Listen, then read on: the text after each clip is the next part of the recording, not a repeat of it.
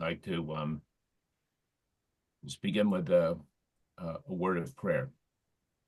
So, Father in heaven, we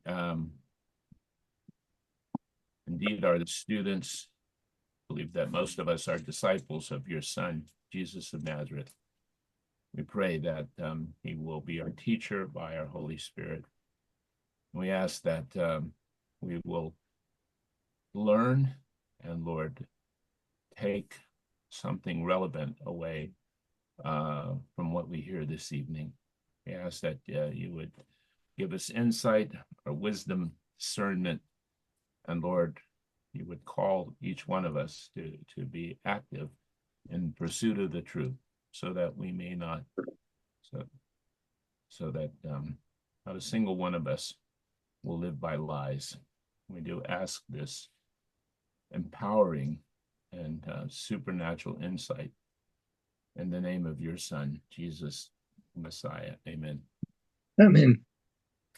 We are remembering today the 80th anniversary of the liberation of Auschwitz-Birkenau by the Red Army, the Soviet Union, and this day has now become Holocaust and Genocide Memorial Day. And we thought it'd be a good opportunity to talk about an aspect of the Holocaust, which may or may not be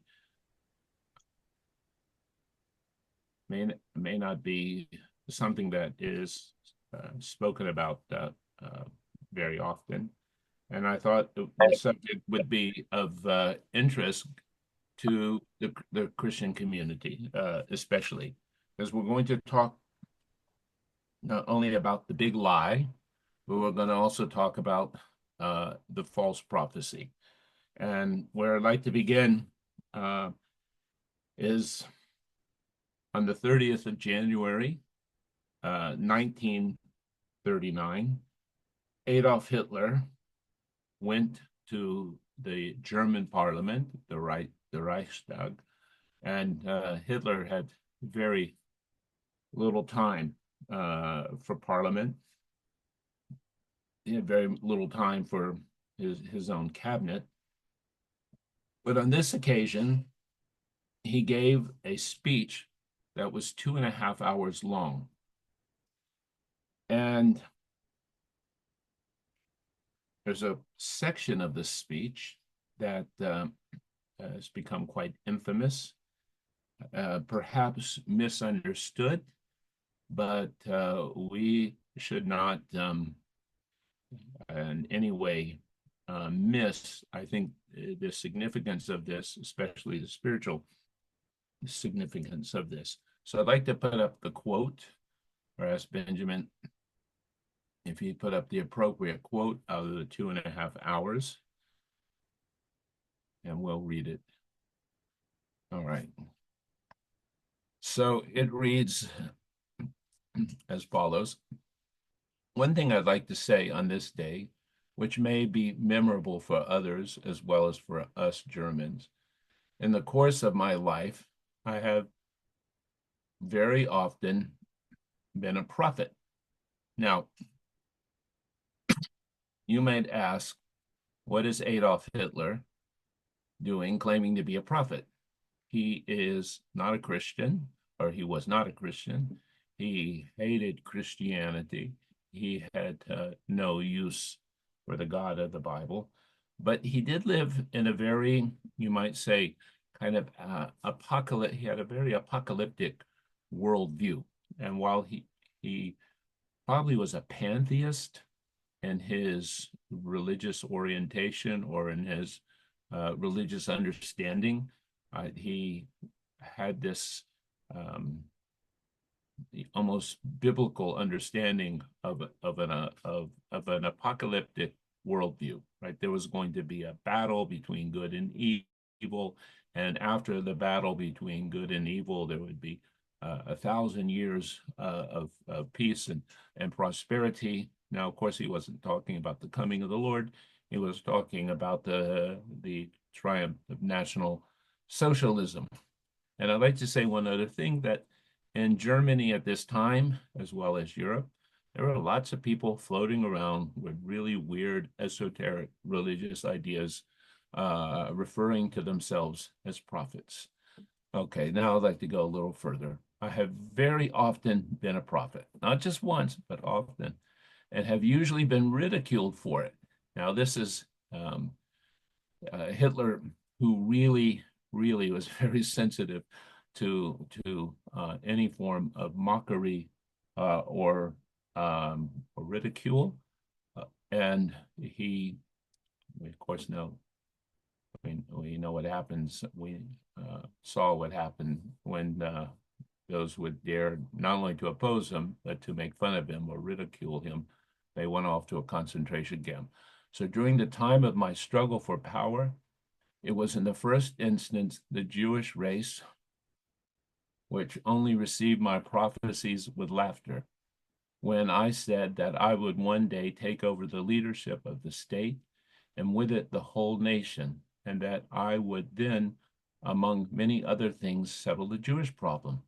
Their laughter was uproarious, but I think that for some time now they have been laughing on the other side of their face. Today, I will once more be a prophet. If the international Jewish financiers in and outside Europe should succeed in plunging the nations once more into a world war, then the result will not be the Bolshevization of the earth and thus the victory of Jewry, but the annihilation of the Jewish race in Europe. The nations are no longer willing to die on the battlefield so that this unstable international race may profiteer from a war or satisfy its Old Testament vengeance.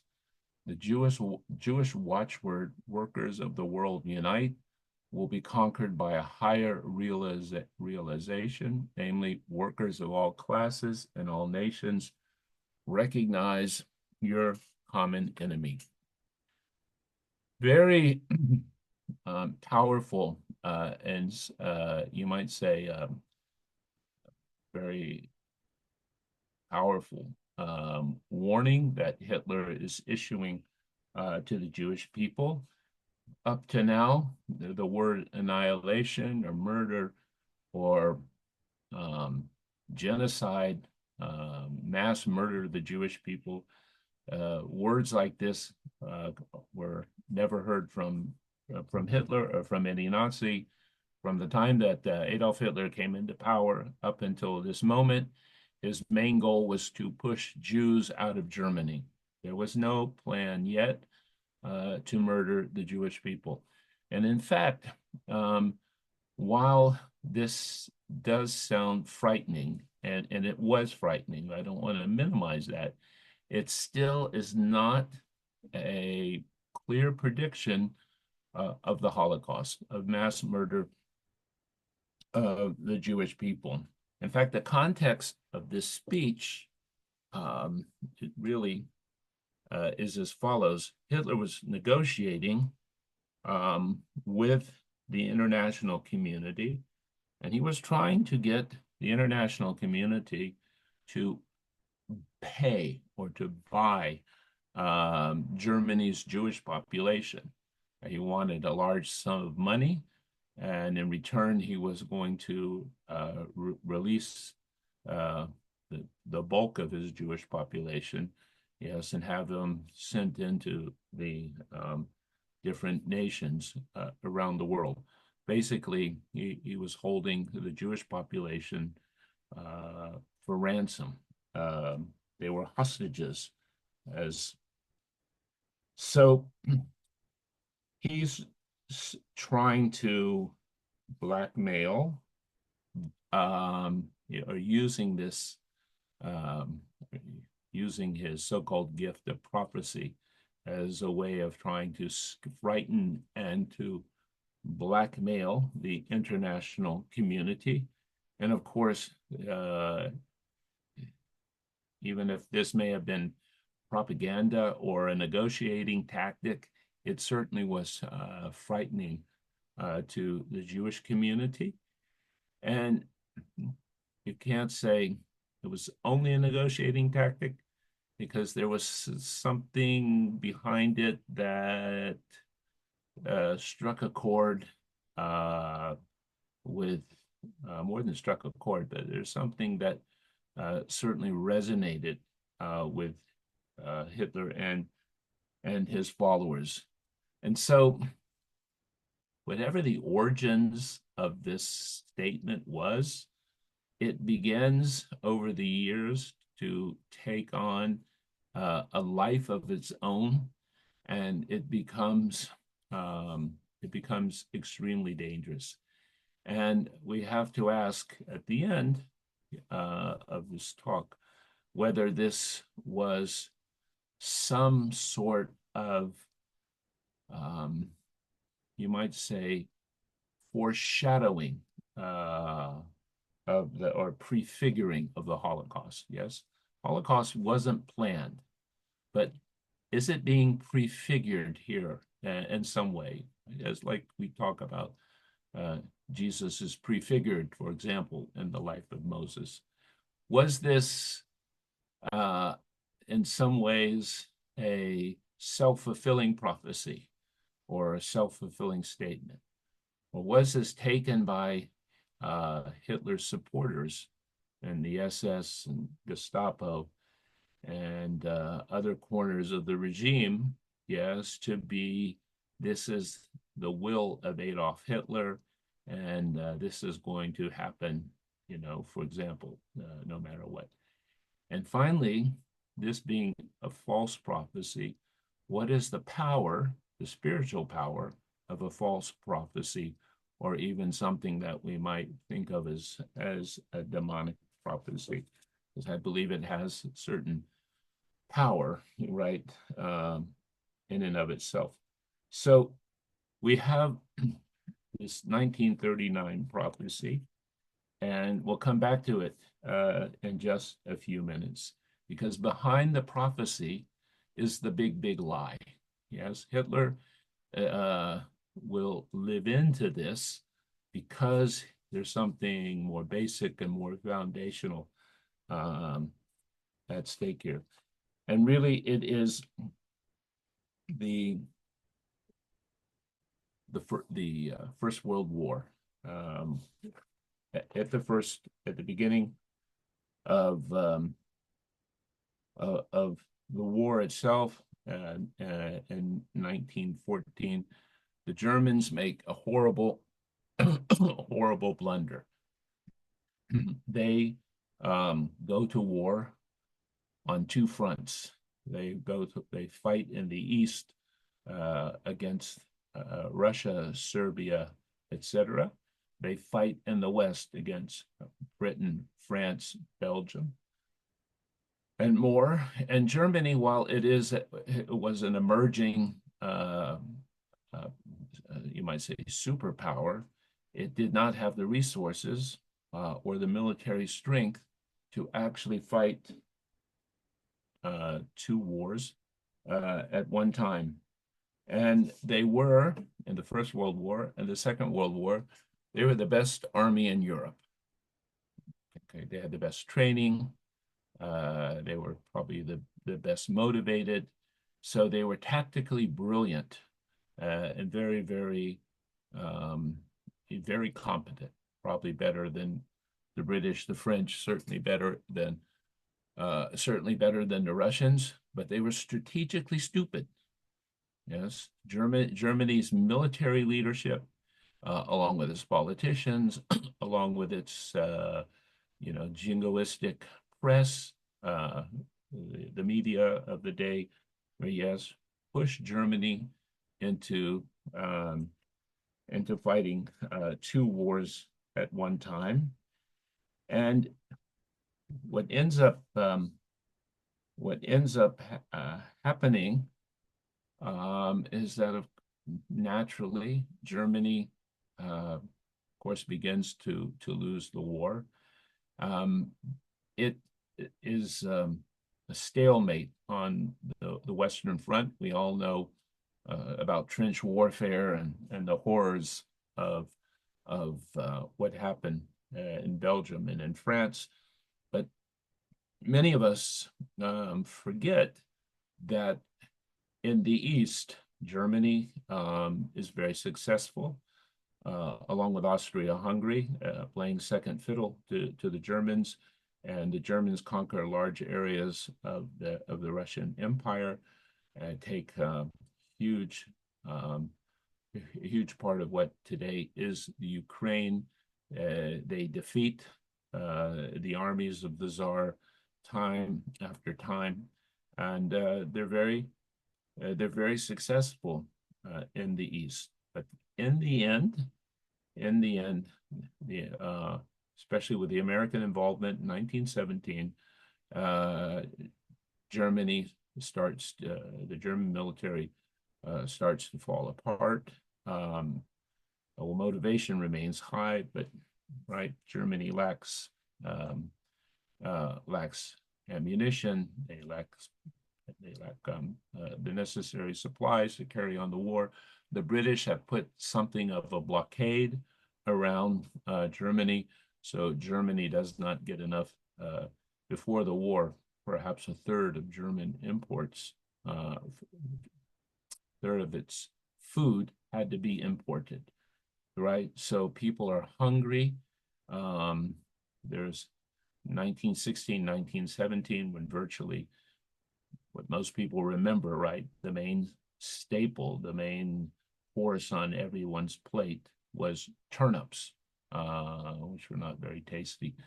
And so there's a great deal of suffering, great deal of hunger. Maybe 500,000 people in Germany die from hunger-related illnesses or causes. 500,000 people, right? We're talking,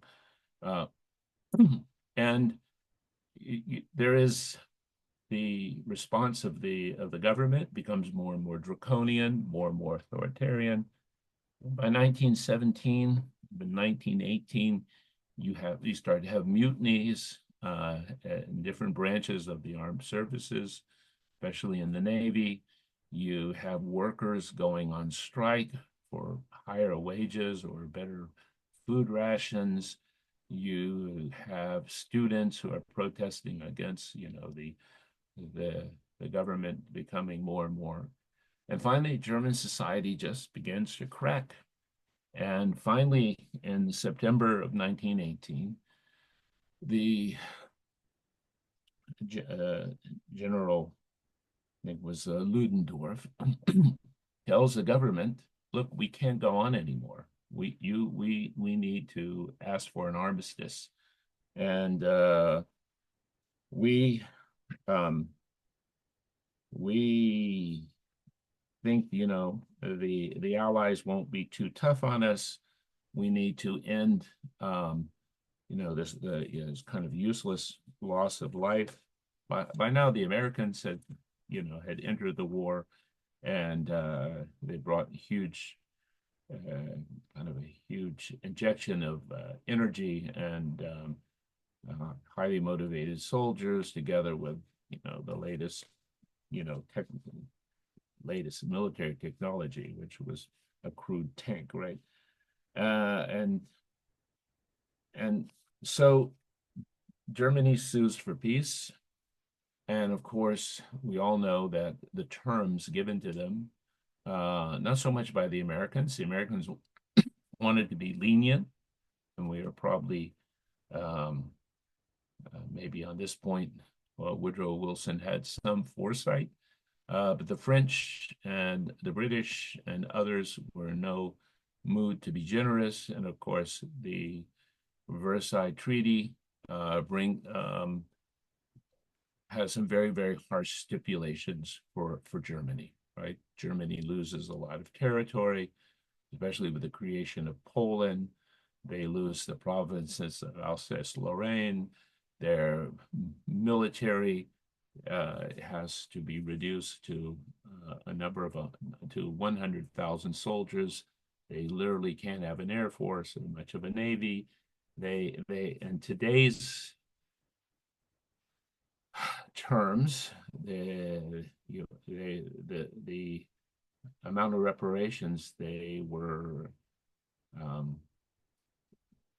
fined, or they were told they had to repay to countries like Britain and France, and more, would be $450 billion or something along those lines. And so this defeat, which again the Germans bring upon themselves, right?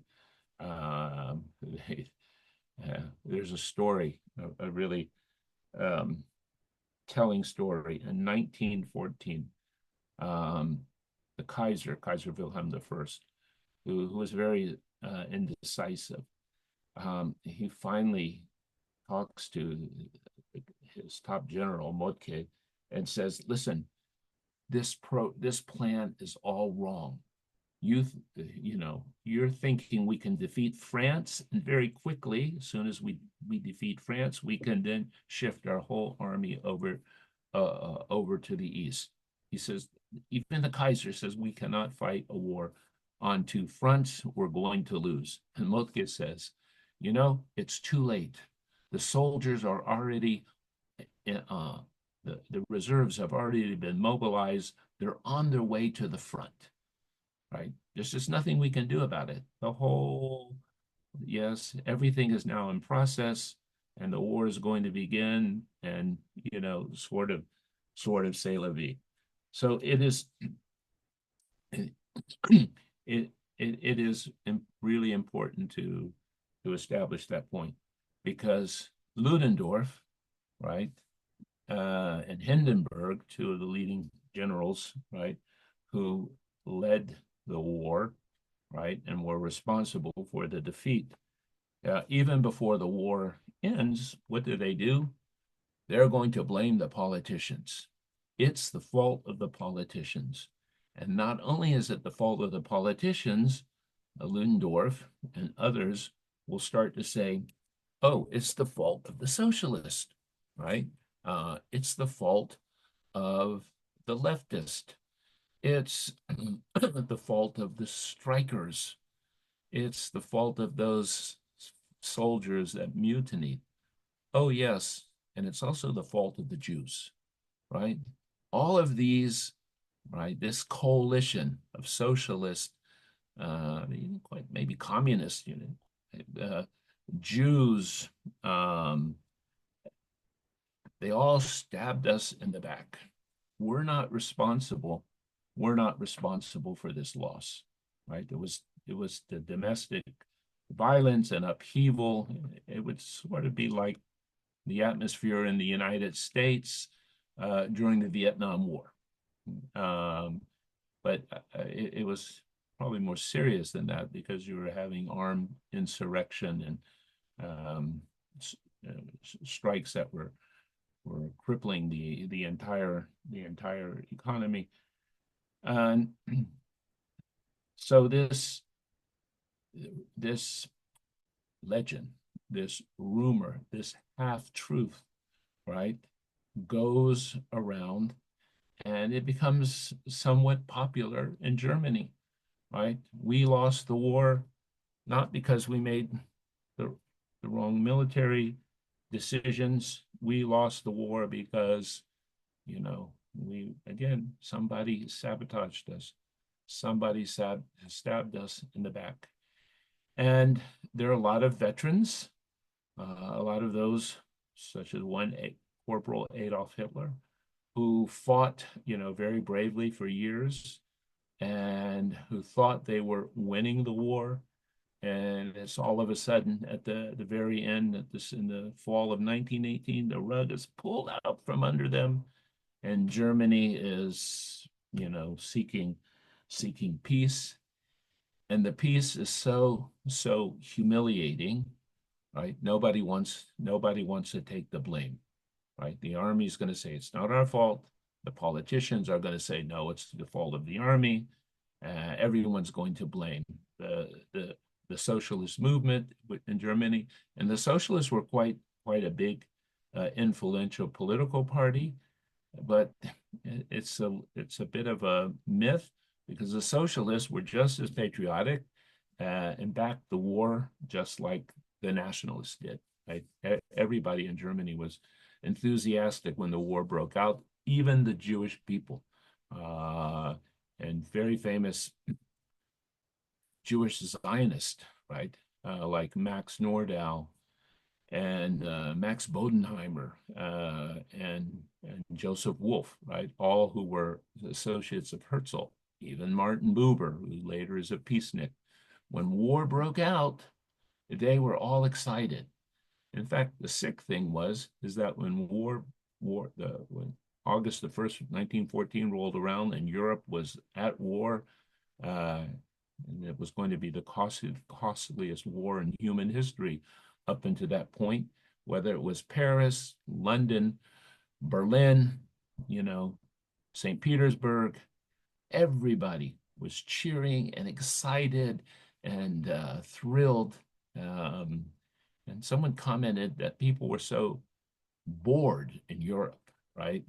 That lives were so sort of meaningless and sort of drab that the excitement of the war really, stimulated people. So in this mix, right, you have the Jews are to blame. And it goes a little bit further. Oh, the Jews didn't do their duty, right? The Jews all, tried to get get out of fighting. They weren't in combat. And that turned out to be a myth. And Germany's small Jewish population served, they were very patriotic. They served in frontline combat positions, and they served, very loyally, very faithfully in the army, and they certainly punched above their weight.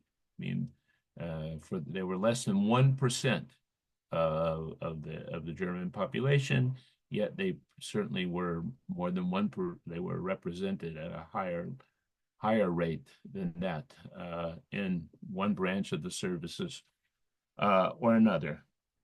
So here you have, again, a humiliation, a shame. It wounds. It's a trauma for Germany. How did we lose this war? Why did we suffer so much? Why are we being punished at this level? And you probably just after the war, you have 73 small kind of extremist groups, nationalist groups, and these groups, more or less have the same message, right? The same, and one of the messages that the the Jews were responsible along with everyone else. Along comes Adolf Hitler, and Adolf Hitler in 1919, he decides to enter politics. He enters politics. He has a revelation, and his revelation, you might say, is in response to the crisis that is brewing in Germany. Because after the war stopped, there was a lot of internal uh, violence, and there were different armed groups who were Marxist or communist who were trying to take over different municipalities throughout the country. Some of them were prominently led by Jews, and Hitler has this revelation, and he says, "You know what? I am going into politics," and it's at this moment we're pretty convinced that he becomes a radical, pathological, paranoid anti-Semite. Okay, as I said, there were 73 other small parties, small extremist groups. They all more or less had the same message that Hitler's going to come out with. They all blamed the Jews, but Hitler more than the others, the 73 other groups and the groups that the Nazi party that he will soon take control of. He has this obsessiveness with the Jews, right? The others are anti-Semites. He is an extreme radical. He's an extreme radical anti-Semite, and he comes to, and again, he comes to this understanding that the Jews are um, they are this, not an influence, not even a force. They are the dynamism, right, behind both communism and capitalism, and both are out to squeeze and to keep Germany from recovering from the war. And these Jewish conspiracies, whether it's in the capitalists from Wall Street or the Marxists who are now in Moscow, they are out, yes, and they are the enemy of Germany, and Germany needs to recover. Yes, Germany needs to um, rearm and to restore its honor and to also recover the territory it's lost. And Hitler understands that in the end of the day, his enemy, yes, would be these Jews, those Jews, right? Whether they're, again, capitalist Jews, communist Jews, right? They are united together. And believe me, the contradictions, don't worry him. In fact, contradictions generally don't worry people who strongly believe in conspiracy theories. And Hitler understands from his very earliest days, already when he's writing Mein Kampf, that there will have to be a war, that this war will have to be a war of revenge. It'll have to be a war of prevention. Okay. And thus, the prophecy. Now, Hitler in the 1920s, he remains a kind of a eccentric small party. They certainly don't have a lot of support in the middle to the late 20s. And there's one thing that he notices, that his very kind of pathological anti-Semitism, or his paranoid anti-Semitism, right? It doesn't really attract people, right? It's not, very few people are, coming to his movement because they're radical anti-Semites. They're anti-Semites, but they're not obsessed with the Jewish people like he is. And he realizes that he has to tone it down somewhat. Now, there's a radical core that buys into his program completely. And what will happen over a period of time is that people will join for all kinds of different reasons, okay? But they largely will not become Nazis because of hatred towards Jews. They will become radicalized or become radical anti-Semites because they want to support him, or they think he is the key to Germany's future restoration. And people say, well, why did so many people follow him? But it's not only the economics, right? The Great Depression that comes along, right? It's because he is promising an end to humiliation, to shame, right? To dishonor. He's going to fix that, right? He promises community, right? Germany was, after the war, very, very divided, all right? And politics was very divisive. He's going to come along and he is going to provide real national community, right? People are going to be, equal. They're going to be brothers. He's going to um, make sure that he promotes, the working class. He is going to, in some ways, try to. This is what he said originally, but he never did it. He was going to. They were going to uh, take down the industrialists and the rich, make society more equitable. I mean, after all, they were socialists, but national socialists. In fact, there was probably even a time that he may have been a member of the Communist Party, or he may have been toying with the idea or flirting with the idea of some kind of Marxist ideology. So Hitler also promises people a sort of a life of heroism, right? He's promising them, hey, you can be great, you can make a contribution, you can, do something, for the nation.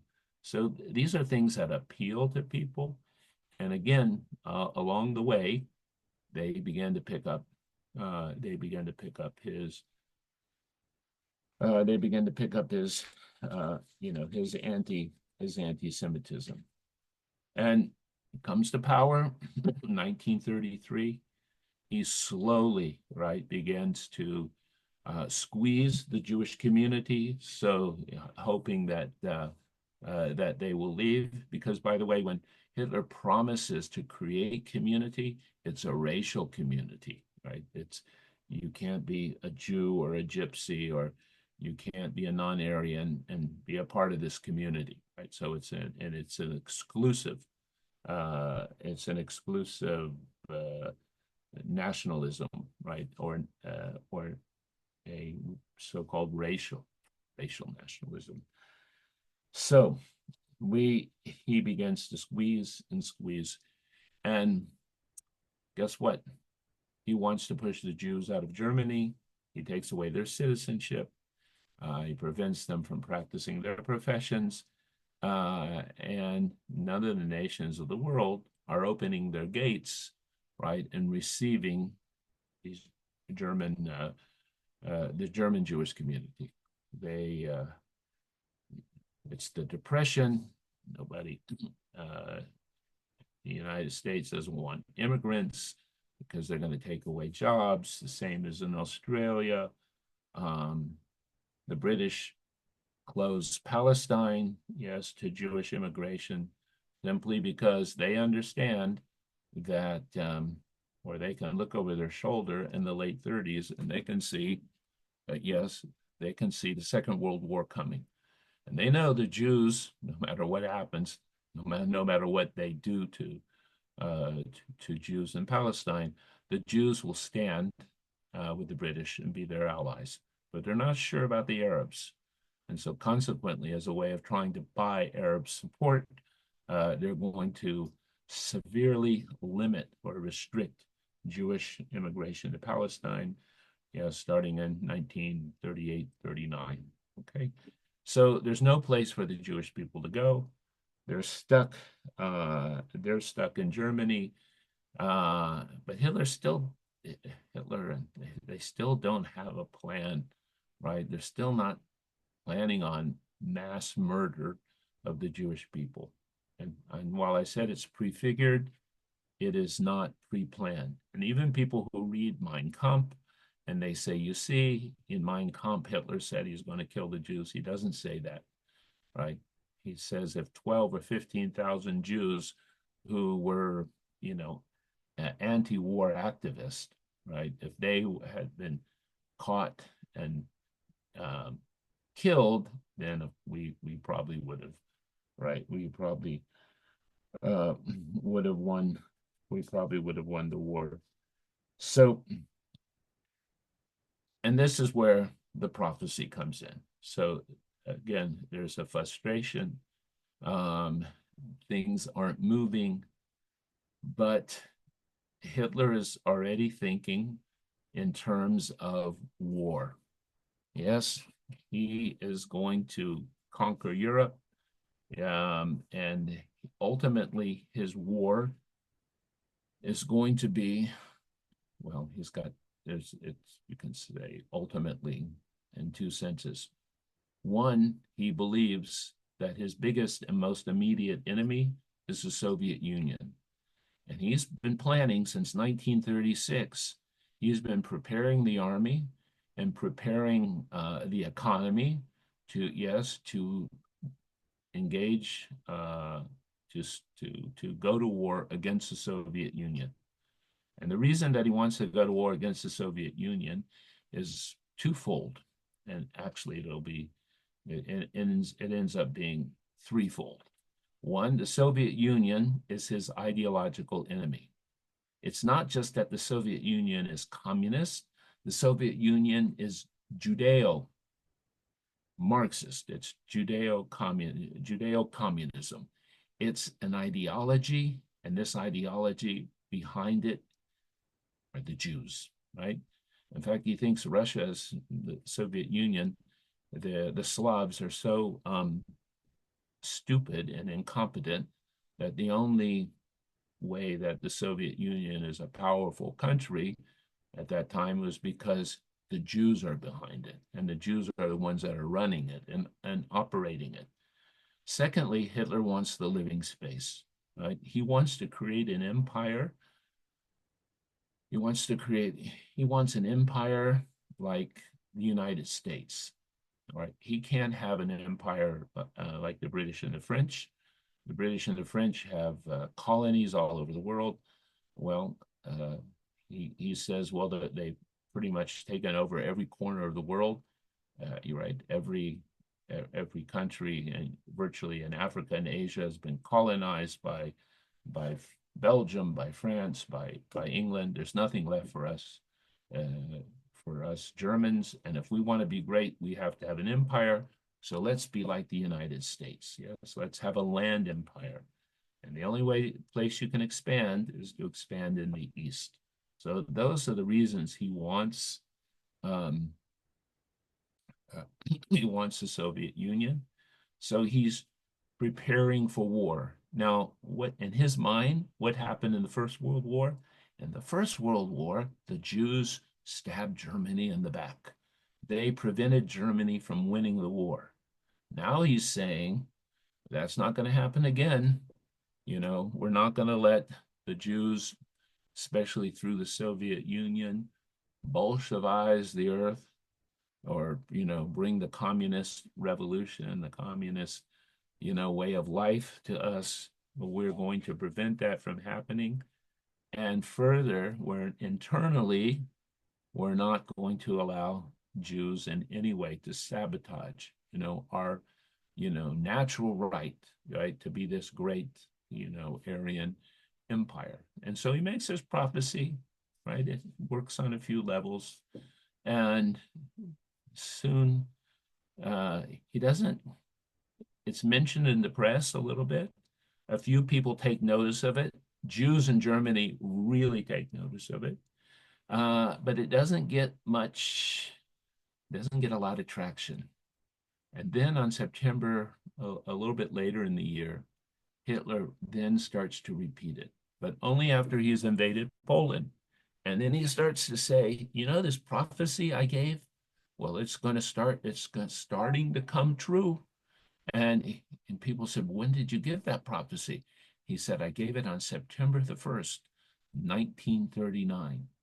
September the 1st, 1939, that's the date Germany invades Poland. But actually, Hitler gave the prophecy on January the 30th, right, of that same year. And see, for Hitler, in his mind, this is the war that's beginning. And if this war is beginning, this war cannot, right?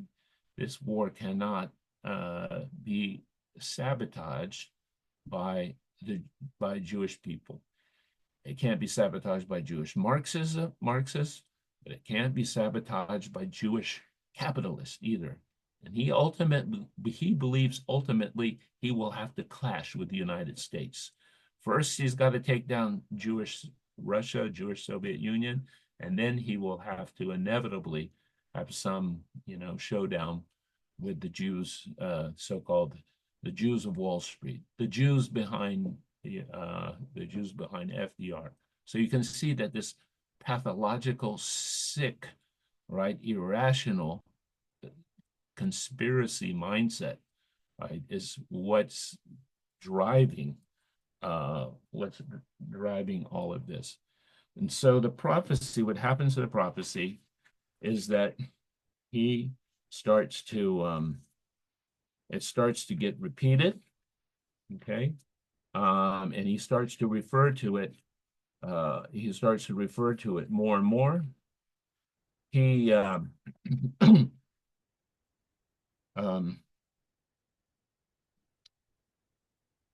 at least 12 times we know of, he mentions it in public, on the radio, at mass rallies, um, in the early 40s. When Hitler started to lose the war, he no longer would go out and speak to the public. But when he was winning the war, he talked about this prophecy and about what would happen to the Jewish people. He never said directly, "We're killing Jews." He just would um, refer to the prophecy. Once in uh, 1941, after they had invaded the Soviet Union, he was eating with Himmler and Himmler's deputy Heydrich, who was in charge of the final solution. And I think Heydrich says, the SS. He was very proud of the SS. The SS were drowning, thousands of Jewish women. And what's the Pripyat marshes, which is a big marshy area in the Ukraine. And Hitler's having dinner with them, and he says, "Yes, that's the prophecy that that's the prophecy that I told you about." And every high Nazi official knew about this prophecy. Hitler would talk to them about the prophecy. They were aware of it. Goebbels was aware of it. And even on just before he commits suicide, right, on the 29th of April, before he puts a gun, to his brain, and blows them out, he says, who's seen the movie Downfall? I don't know if you haven't seen the movie Downfall, I highly, highly recommend it. Okay. It is a phenomenally excellent movie. So he has his youngest secretary there. She's in this movie, Frau Junge. And he says, I want you to take my last will and testament. And he says, this is virtually the last words we have from him. He said, "I left no doubt that if the nations of Europe are again to be regarded as mere blocks of shares of these international money and finance conspirators, then that race too, which is really guilty of this murderous struggle, will be called to an account." So you hear this, right? Who's responsible for virtually 50 million deaths in Europe? 2/3 of them are civilian, right? The Second World War brings the death of almost 50 million people in Europe. We're not even thinking about Asia, China, right? So who's responsible? Not me, Adolf Hitler said. And by the way, it should be pretty clear that even if we want to place all kinds of blame on, uh,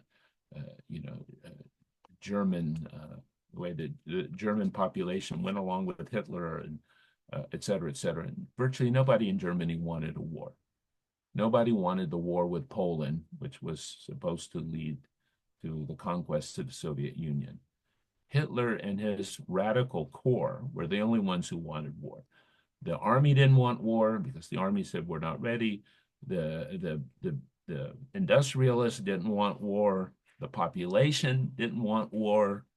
Remember in the First World War in Berlin, they were all cheering and yelling and jumping up and down. When the Second World War started, German population was very quiet, right? There was no there were no celebrations. Okay.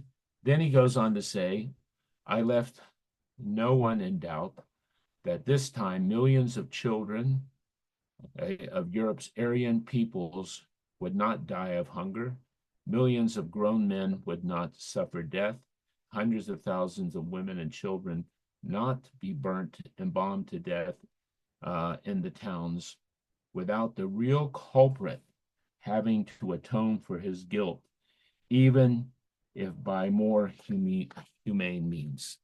All right, who is the real culprit? The Jewish people, right? The Jews brought this war on, right?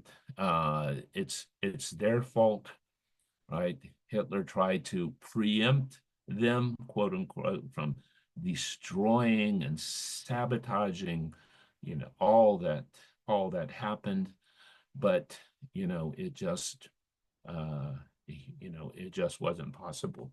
And so, and actually, I don't want to say to be fair to Hitler, he did also blame the German people. He said the German people ultimately were not worthy of him, meaning they failed him. And at the end of the day, the Germans were not the master, the so-called Aryans, something that's not a legitimately a racial group, but the so-called Aryans were not the master race. They weren't the master race because they failed, and he had to admit maybe he was wrong all the time. It was the Slavs, right? Because they were being defeated by the Soviet Union.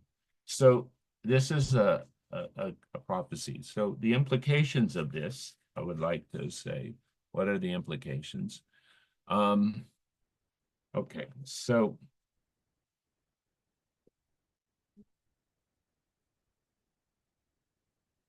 first, okay, when Hitler repeats this, and virtually every army high-ranking officer knows this, or knows about his prophecy, when he not only repeats it in public, but he would repeat it certainly more often in private. It creates a certain dynamic that is very explosive because in the way that Hitler governed. Okay. Hitler was a kind of an unusual dictator. I guess he was a bit of a bohemian or a hippie before his time. He had no interest in most of the details of government. For example, he was unlike Joseph Stalin. Joseph Stalin, his nemesis, right? Joseph Stalin knew everything about every department, about every tractor factory. He knew how many tractors were being produced here. He knew how many people the NKVD, shot last week in uh, Riga. He knew what the grain exports were going to, the estimates for the grain exports, to the West would be at the end of the month. Stalin was a master of detail, and Hitler virtually could care less. He governed in a sloppy way, although there was a motive, you might say it, or there was a reason behind it.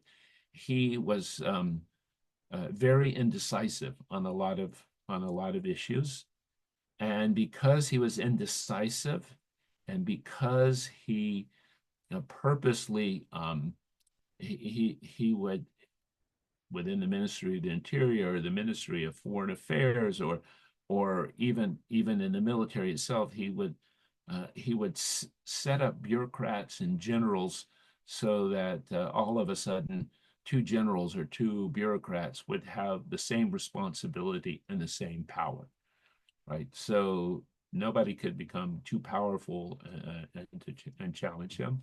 But at the same time, it meant that um, everybody wanted to try to get his attention and his favor, right? So they could be rewarded with land or money, or so that they could, you know, be have his approval. And so consequently, what bureaucrats, generals, SS commanders all started to doing, they started to think, well, what would the Fuhrer do? What what would Hitler do in this case? And they became pretty radical, right? They're thinking, well, for example, they have orders when in June of 1941 to shoot, right, Jewish, to shoot when they go into the Soviet Union, they're going to shoot Jewish men and anyone they find belonging to the Communist Party.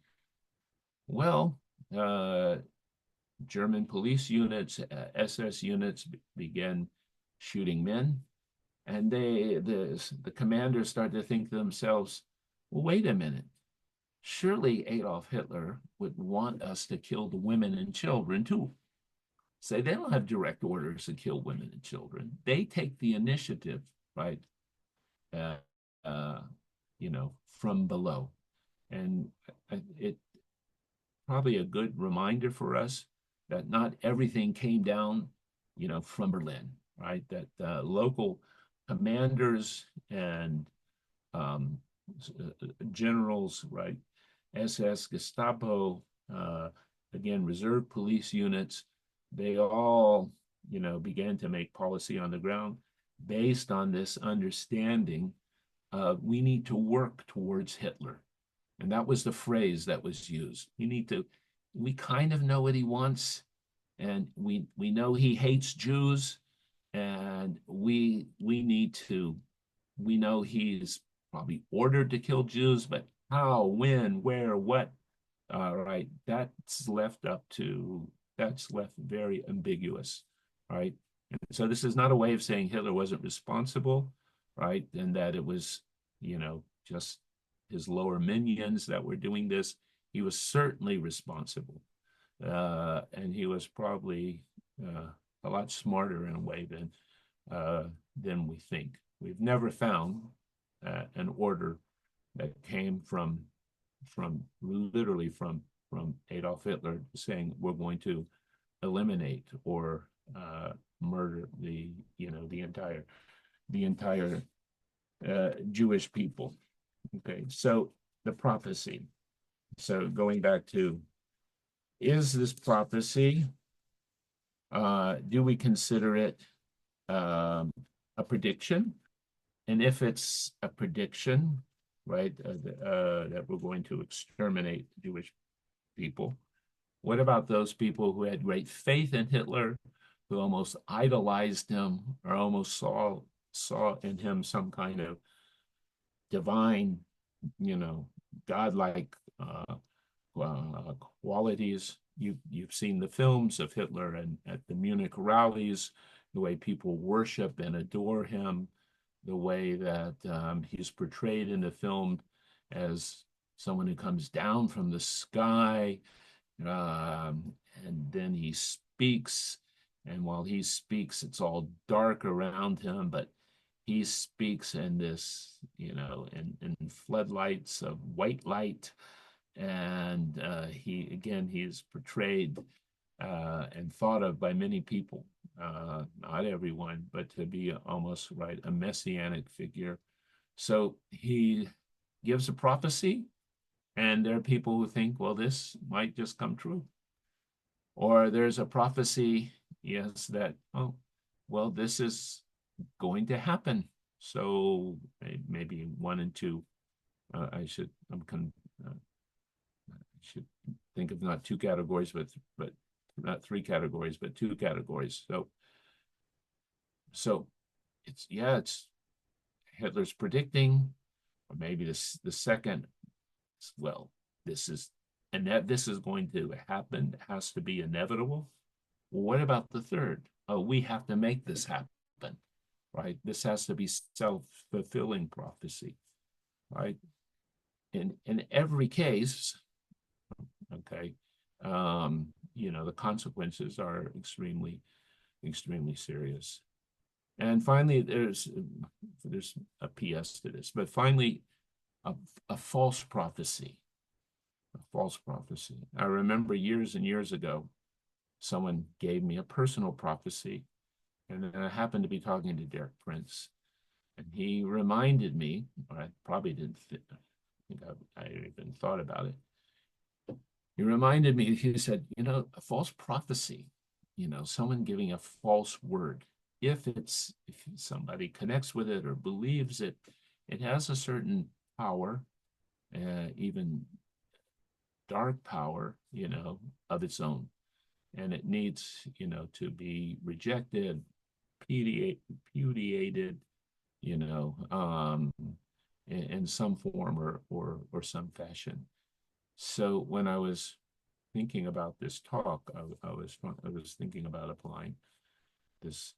Finally, the PS to all this is the conspiracy theories that uh,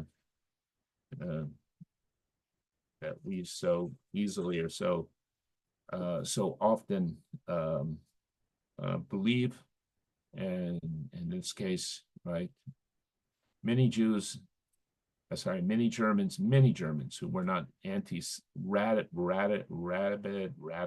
anti-Semites did believe that the Jewish people stabbed Germany in the back, and they somehow deserved, yes, what the treatment they were getting. And if they didn't deserve it,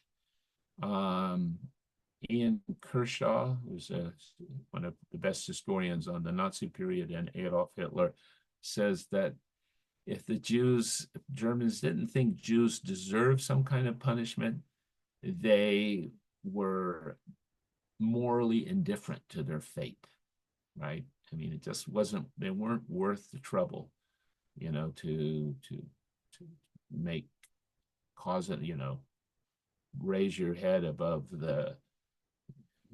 make a protest or get yourself in trouble for this. And Kershaw says something interesting. He says, if we think the road to Auschwitz was paved with hate, he said we should think again. He said the road to Auschwitz was paved with indifference. Okay, was paved with indifference. So really, we're left with the power of conspiracy theories.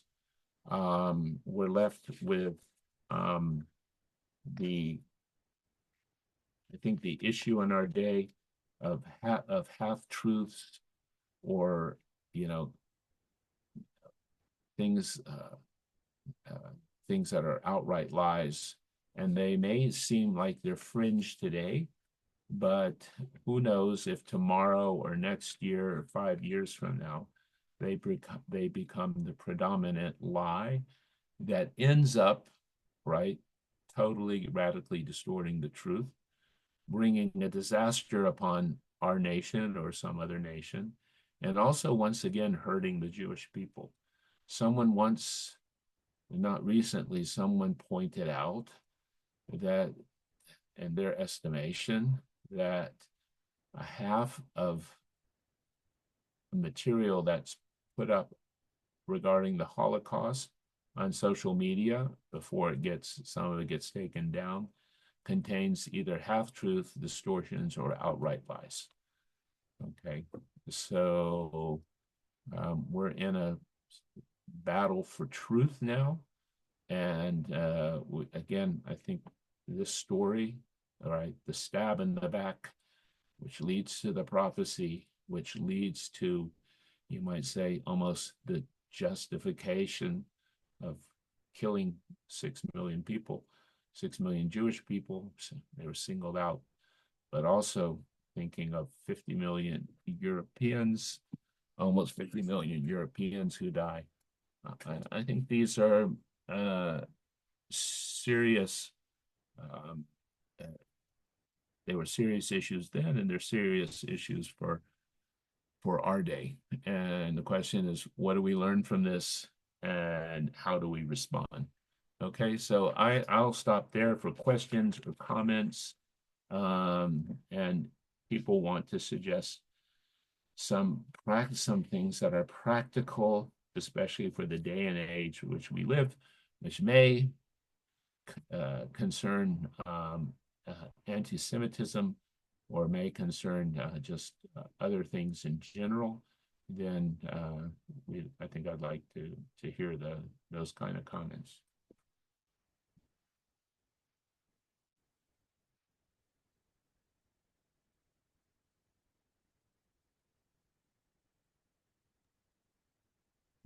Well, Benjamin. David, this is Rich. Can Hi, you hear me? Rich. I can hear Um, you. uh, I've been involved for the last couple of years on research done through with chosen people on the United States versus and their support of Israel. We just Uh-huh. finished one, which I can't report yet. Uh-huh.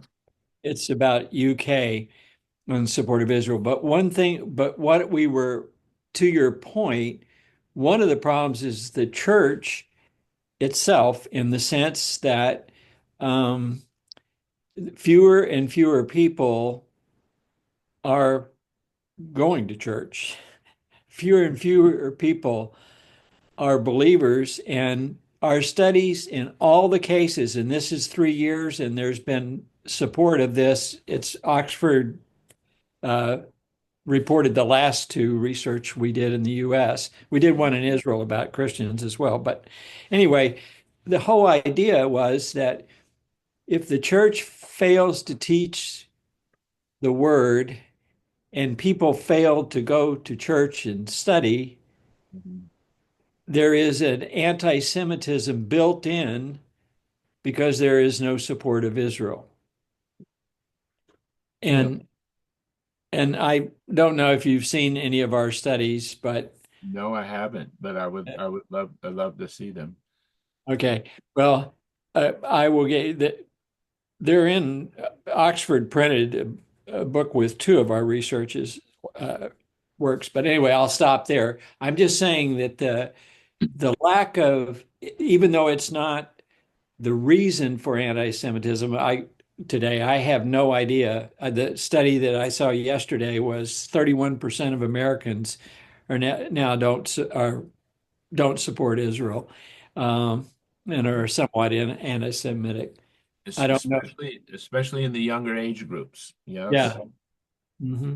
Do you know that before he died, the chief rabbi of the United Kingdom, Jonathan Sacks, a lovely, insightful man, he he begged the Gentile population of Britain. He said, "Please go back to church. We need you to be a Christian nation with Christian morality." And one of the things the church teaches, right, is there's such a thing as the truth, right? Uh, and yeah, I mean it's a very desperate. It really is a very desperate a desperate situation. I mean, that is a huge problem, but equally, well, not equally, but another spiritual problem is that, anybody can publish now. Yeah. Anybody can put anything on social media and TikTok, Yeah. right? And there's no vetting, there's no net of any kind. And of course, we all want freedom of speech and we don't want censorship, but it's a problem, and it's a challenge not only to Israel's future, but it's a challenge to the future of many Western countries, right? Because a rumor, a lie gets started, and all of this chaos is undermining, our it's undermining our countries. Okay, because people just say all kinds of stuff, and it might be partially true, it might not be partially true, and we lose confidence in government. And I know government isn't, always the greatest. We lose confidence in our institutions. You lose confidence in the church, right? And then you have sort of a chaos. And then we have Iran. and we have Venezuela, and we have Putin and China, and they're all pumping out lies and half truths and no truths. And it's not even so much left wing, right wing anymore. It's just that these guys are authoritarians, right? Venezuela is a left wing authoritarian government, and Iran's a theocratic authoritarian government, and they want to create chaos. And one of the places where they do it is when it comes to the Holocaust and Israel and the Jewish people. And they're all working overtime, right, to put out stuff on TikTok and other social media platforms. And it's a kind of a scary future.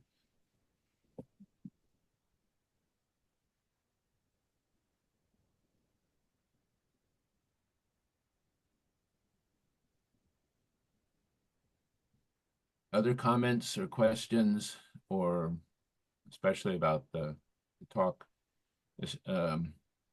Maybe for those of you who are in the UK, one thing I didn't mention, a PS, is that one of the reasons Hitler, no, the third reason that I didn't mention, the strategic reason for invading the Soviet Union was because he thought he could knock out the Soviet Union in 6 weeks, and that would force Britain to come to terms with him.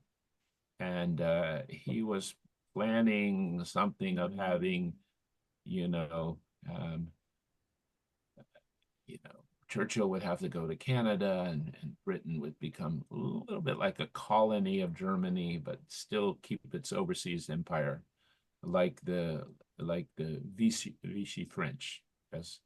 So there was ideological and strategic, at the same time. But in the end, he wanted to put an end to this so-called Jewish threat that was going to prevent him from accomplishing, what needed to be accomplished, not just for Germany, but for the so-called Aryan race, right? The goal at the end of the day wasn't Germany. Germany was a nation that served the race, right? So this was a racial concept as much as a nationalist concept. I have a question from David Butterfield. My old friend David Butterfield. How are you, sir? Are you well? I'm reasonable, thank you. Well, what we've noticed, actually, and it seems to be growing, is there's a complete reluctance to even entertain the idea that Israel is connected with the gospel, that Israel is connected somehow, and it's almost not even tolerated anymore for us to speak these things, and it's as though it's trying to be phased out once more. It seems almost like a repeat of history, that they don't want to hear this stuff anymore. Is where Israel is concerned. So and it seems to be getting more and more prevalent. So in the few churches that we've been involved around. So yeah. That's why it's important that we teach and preach the Jewishness of Jesus, but not as just a historical fact, but as having implications today for discipleship and more, and that the gospel is really a part of the story of Israel. It's Israel's story and it's being extended to the nations.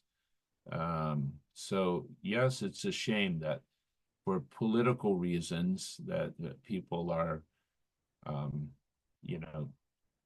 turning away from this, and the consequences for us will be not so helpful, because if any kind of anti-Semitism or even anti-Judaism, or maybe even misunderstanding or mischaracterizing Judaism or the Jewish people, ends up hurting us because it distorts our understanding of the character of God. So we should be careful.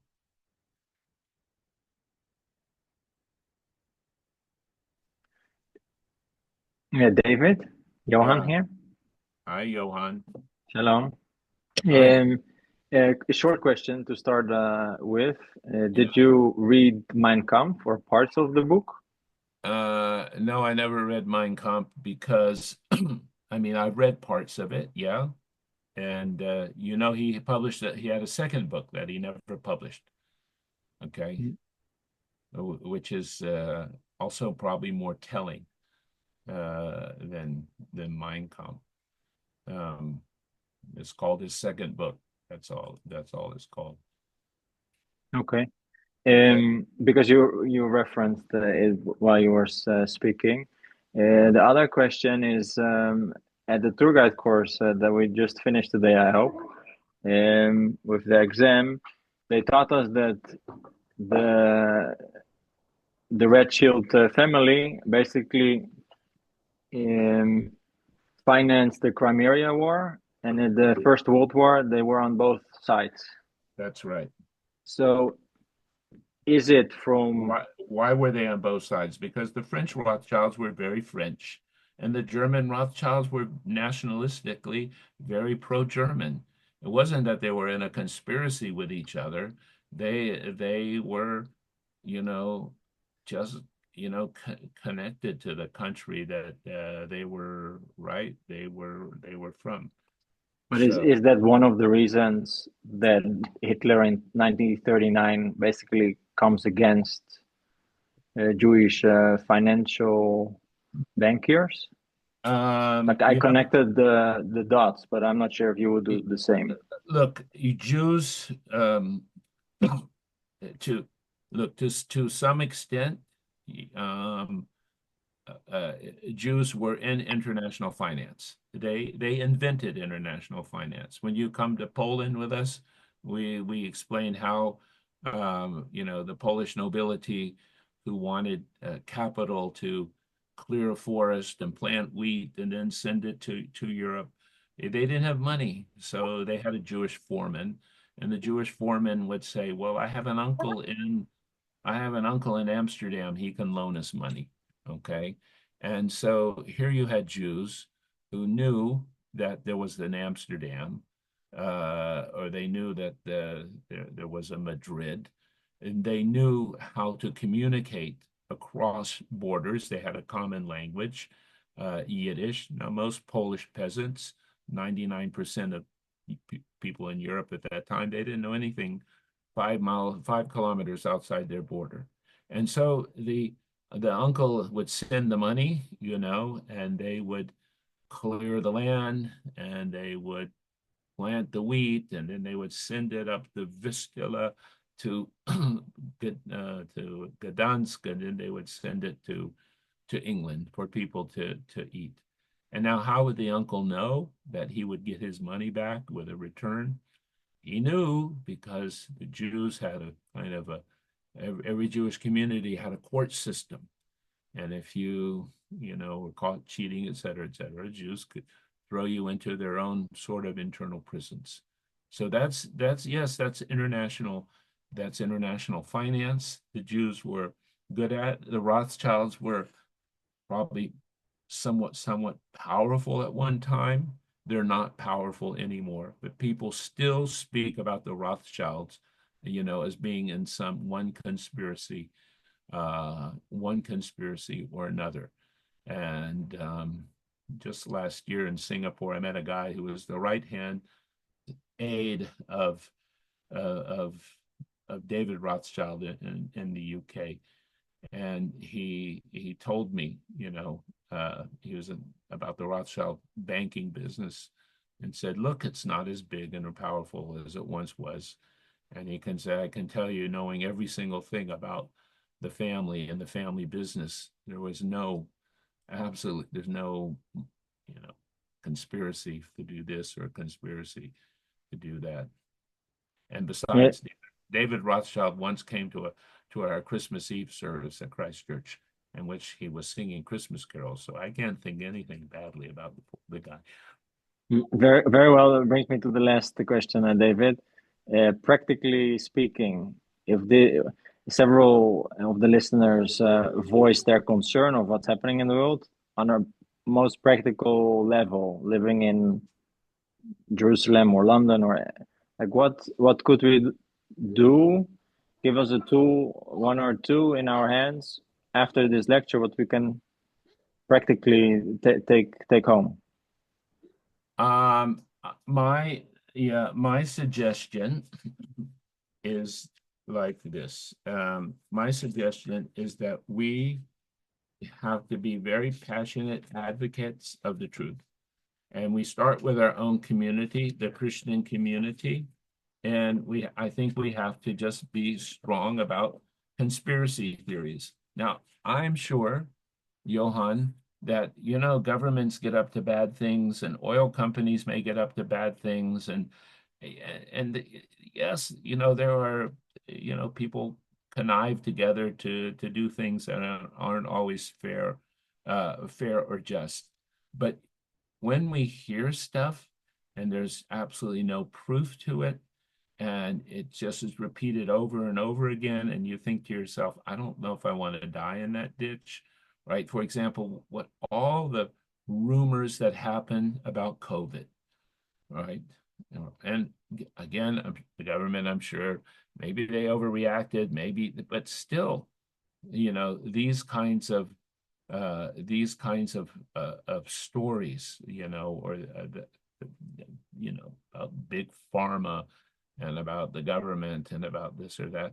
I mean, all of these could come back to bite us. We just have to, I think, address these things, and we can address them spiritually, by the way. You know why we have so many conspiracy theories in the world today? And this relates to Rich's point, because people are so secular, right? Because at one time we believed that God controlled the world, and that, there was forces of evil, Satan, and there was a spiritual warfare, et cetera, et cetera. And now what do we believe, since people are so secular? Well, it has to be the government. It has to be the labor unions. It has to be the Republicans. It has to be, it has to be the Democrats, et cetera, et cetera. So I think we have to really address, and this is maybe not the place, but we really have to learn how to address conspiracy theories and to bring people back to a more spiritual and biblical understanding. It's the Apostle Paul says, what is unseen is more important, more real than what is seen. And this has to be, this has to be a reference point. But fake news, conspiracy theories, I think this is the place where the battle begins. And it also has to be, sounds a little, we have to ask the Holy Spirit, how are we going to address this? And how are we going to be a community that does not live by lies, right? We're not, stirred up by politicians who are always trying to, to keep us angry. Or how are we not going to be stirred up by preachers who come along and, tell us, nonsense. The latest one I heard, I'm sorry if I offend everyone, well, Bibi's in all this legal trouble because he accepted the vaccine, right? And he introduced the anti-COVID vaccine into Israel. And that's why God is punishing him or punishing us. I don't know. I mean, that's kind of stuff. Now it's starting to make the rounds. Is, it's nonsense, So, Johan, we would start with, conspiracy theories and rejecting fake news. People should turn off TikTok, right? And not get news from TikTok, not get news from Facebook.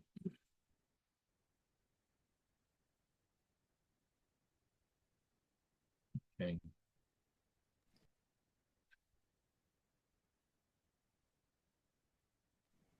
Hi, David. Can you hear me? It's John Yeah, Atkinson. John Atkinson. It's been weeks since I last saw you. Yes, yes. I just wanted to say that I think one of the things that we really need to pray for is wisdom. Hmm. Um, the rabbi that I study with reminded us that the difference between a clever man and a wise man is that the clever man can get himself out of situations that the wise man would never have got into in the first place. And I, I think sometimes that knee-jerk reaction to particularly things that are anti-Israel or pro-Hamas or whatever it is, um, it really is worth just counting to 10 and before you decide how you're going to respond. Um, in my part of the world, Cape Town, our the leading voice in the anti-Israel crusade is actually our own church and our own archbishop. Hmm. So, you know, we have to deal with this extremely carefully in order uh, in order not to create such a storm that we're silenced. And so, I think our most common prayer is prayer for wisdom in the situation to know when to respond and, as you put it, which ditch to be prepared to die in, rather than every ditch that comes along. Right. But I would suggest that we start by making sure that in the church, right, that again, we're not living by lies.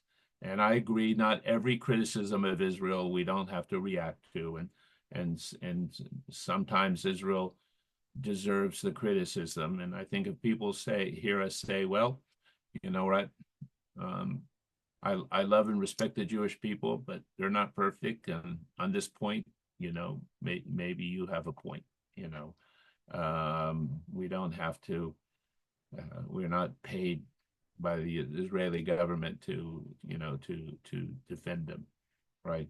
We should love and empathize with love them and empathize, certainly empathize with them. But I agree. And the Holy Spirit can help us to do things that will get the truth across. It may be something we do um, practically, or maybe something that we do physically, not always just trying to um, rebut people intellectually, or use a rational argument against their irrational. Um, but I would suggest that people study more and study the implications of these things. We invite you to come with us to Poland this year. We're going once in July, and it looks like we'll go once even in September. And it is a life-changing experience. We learn not only about the Holocaust, but we learn about Jewish life and Jewish spirituality, and some good things and bad things about Jewish-Christian relations. So we're um, yeah, we're hoping to shape and influence people in that way. And I have to say that people who have been on the Poland tour, a lot of people come back as activists, and the Lord gives them a niche and gives them a lane, you might say, to run in, and they run a race or they plow a furrow, and it's really good and very encouraging to see. So.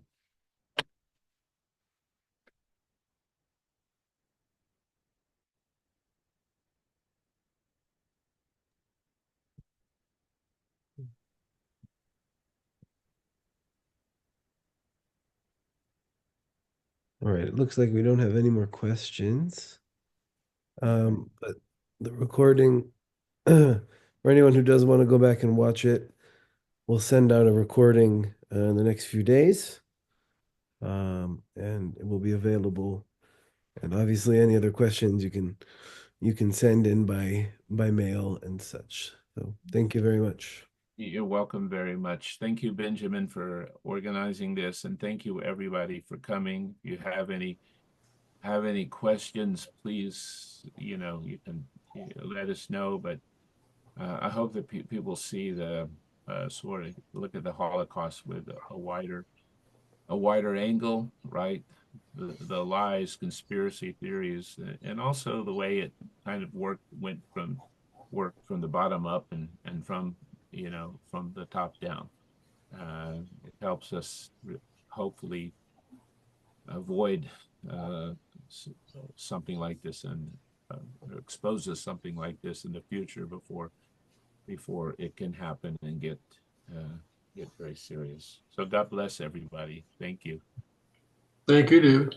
Very interesting. Okay, bye-bye. Thank you. You're welcome. Gosh, I know a lot of folks. I really feel guilty for not telling you. You don't know me, but Aaron posted your link on the Bible study that we have. He posted the link to this, so because he was doing another service tonight, so okay. Yes. Greatly Thank appreciate you. it. Well, very good. I wish I could say personally say hello and goodbye to everyone, but thanks everyone for, well, as they used to say in the old days, for tuning in. Okay. I'm dating myself. Thank you. Okay, Thank you. bye-bye. Bye-bye. Thank you, Dave. Bye. Bye.